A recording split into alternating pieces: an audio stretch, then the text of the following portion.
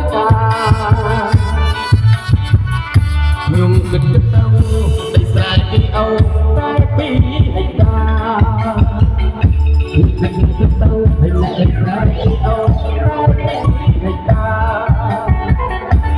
លោកមានសោចង់ស្គាល់ឡាលោកមានសោចង់ស្គាល់ឡាឲ្យលើកខ្លាចជាសក្តិប្រពន្ធស្រែ